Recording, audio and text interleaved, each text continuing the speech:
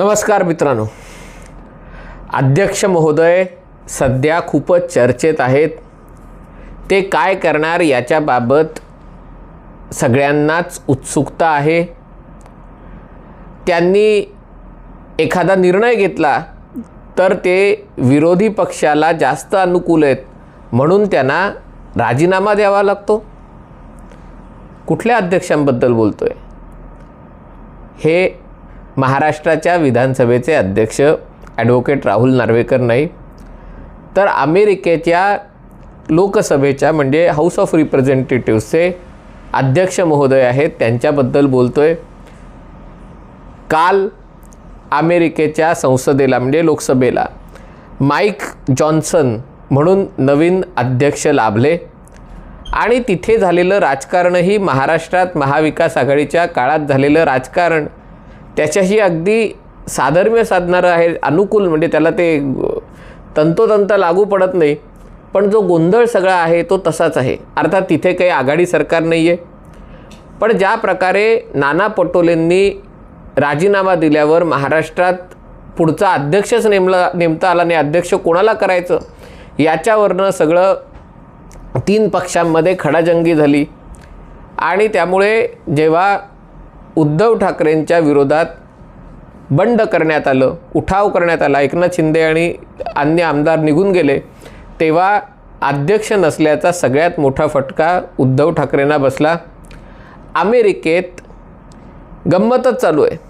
अमेरिकेत केविन मॅकार्टनी म्हणून त्यांच्या हाऊस ऑफ रिप्रेझेंटेटिव्हचे अध्यक्ष होते आणि अमेरिकेत जरी दोन पक्ष असले तरी अनेक भानगडी आहेत आणि त्यामुळे या दोन पक्षात साप मुंगसाचं नातं आहे।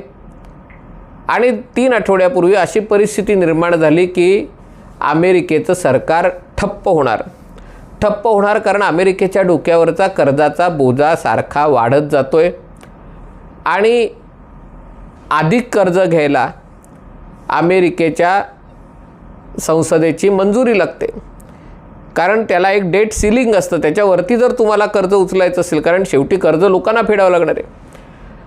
आणि जर हे मंजुरी दिली गेली नाही तर अमेरिकेतलं सरकार ठप्प होतं म्हणजे जे अत्यावश्यक सेवा वगळता बाकी सगळ्या गोष्टी बंद होतात, कारण त्यांना द्यायला पैसेच सरकारकडे नसतात। आणि त्यामुळे अनेक कर्मचाऱ्यांचे पगार अडून राहतात, अनेक कामं थांबून राहतात आणि त्यामुळे या संकटावर मार्ग काढण्यासाठी, कारण रिपब्लिकन पक्ष आणि डेमोक्रेटिक पक्षात एवढं वैर निर्माण झालं आहे की जर तोडगा काढायचा तर कर्ज वाढवायचं आणखीन, तर नेमकं काय करायचं आणि कशाला कात्री लावायची याच्यावरनं खडाजंगी होती। आणि याच्यामध्ये अमेरिकेचे संसदेचे अध्यक्ष हाऊस ऑफ रिप्रेझेंटेटिव्हचे अध्यक्ष केविन मॅकार्टनी यांनी मध्यस्थी केली आणि त्यांच्या पुढाकारामुळे डेमोक्रेटिक पक्षाच्या लोकांनी त्यांना पाठिंबा दिला आणि त्यांनी ते सरकार ठप्प होणार होतं ते दीड महिना काहीतरी पुढे ढकललं। हे पुढे ढकलल्याचा एवढा राग रिपब्लिकन पक्षाला आला डोनाल्ड ट्रम्प यांच्या की त्यांनी आपल्याच पक्षाच्या अध्यक्षांना राजीनामा द्यायला लावला, त्यांच्याविरुद्ध अविश्वास ठराव आणला आणि राजीनामा द्यायला लावला। वाटलं होतं की ठीक आहे, त्यांचं स्पष्ट बहुमत आहे, राजीनामा दिल्यानंतर नवीन अध्यक्षपदाची निवडणूक पटकन होईल, पण 3 आठवडे झाले अमेरिकेच्या संसदेला अध्यक्ष मिळू शकला नाही। आणि त्याच्यात काय झालं, हे नाटक तिकडे घडलं आणि तेवढ्यात हमासनी इस्रायल विरुद्ध इतिहासातला सगळ्यात भयंकर हल्ला केला, 1400 लोक त्याच्यात मारले गेले। अमेरिका आणि इस्रायलचं नातं अतिशय जवळचं आहे आणि त्यामुळे इस्रायलला काही झालं तर अमेरिका इस्रायलच्या मदतीला धावून येणारच। त्याला बायपार्टिझन सपोर्ट आहे।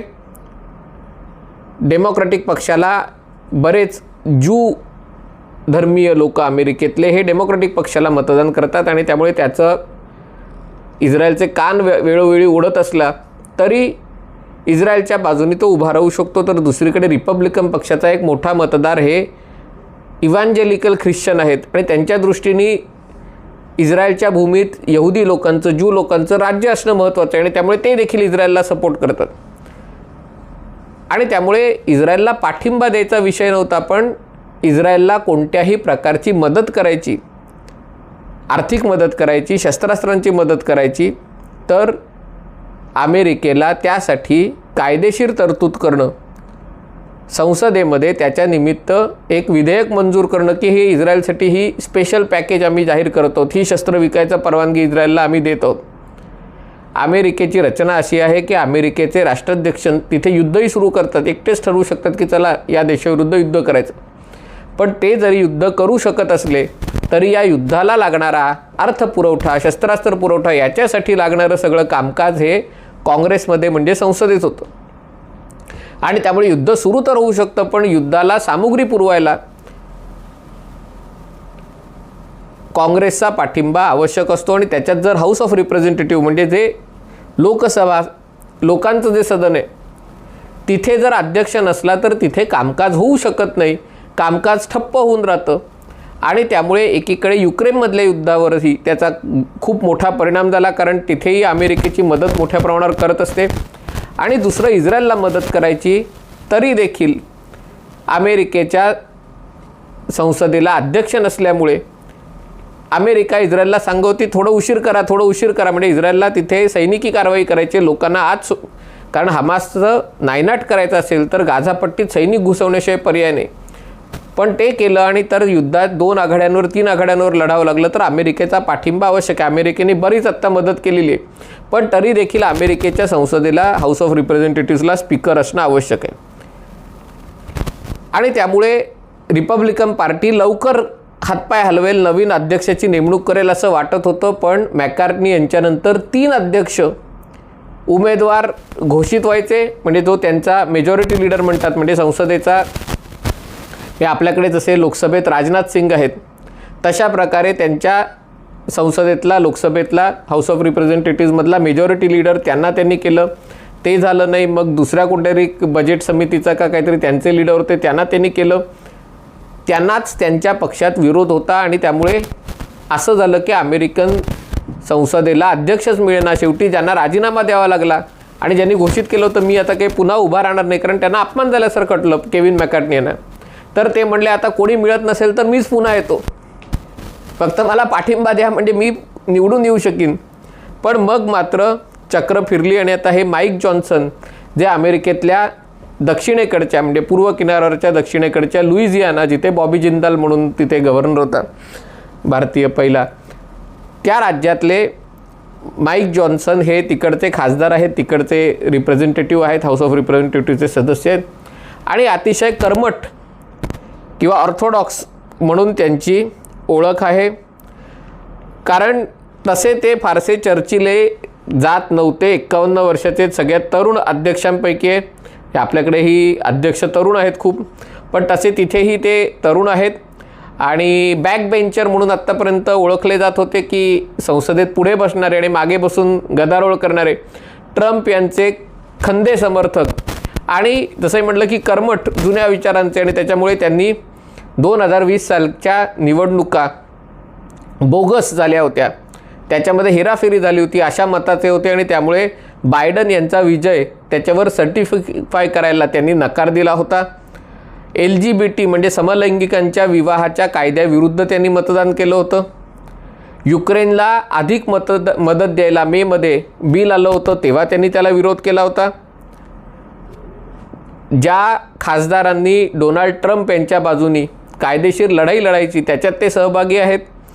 आणि आणखीन महत्त्वाचं म्हणजे हे जे सरकार बंद पडू नये, काहीतरी तात्पुरती आर्थिक रचना करावी, अशा ज्या विचारांचे खासदार होते रिपब्लिकन पक्षाचे, त्याच्यात त्यांचा समावेश नव्हता. त्यांचं म्हणणं होतं सरकार बंद पडलं तर बंद पडलं, पण डेमोक्रॅटिक पक्षांचा पुरोगामी अजेंडा आहे तेव्हा आम्ही चालून देणार नाहीत. कारण डेमोक्रॅटिक पक्षांनी अनेक लक्ष्मी दर्शनाच्या योजना आखल्या होत्या आणि विद्यार्थ्यांचं कर्ज माफ करा, अमुक लोकांचं कर्ज माफ करा, या गोष्टी चालणार नाहीत असं त्यांचं म्हणणं होतं. आणि त्यामुळे कडवट विचारांचे ते आहेत. अमेरिकेत टेक्नॉलॉजी कंपन्या असतात त्यांच्यासाठी महत्त्वाचं असतं, कारण ते त्यांचं जे कलम 230 आहे ज्याच्या अंतर्गत त्यांना एक मेसेंजर म्हणून या सगळ्या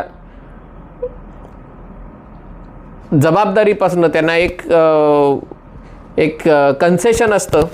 त्याच्या विरोधातही यांची भूमिका आहे आणि त्याच्यामुळे हे माईक जॉन्सन आता अमेरिकेचे संसदेचे अध्यक्ष झालेले. ते अध्यक्ष होत असताना अमेरिकेत या वर्षातला सगळ्यात मोठा गोळीबार झालेला आहे.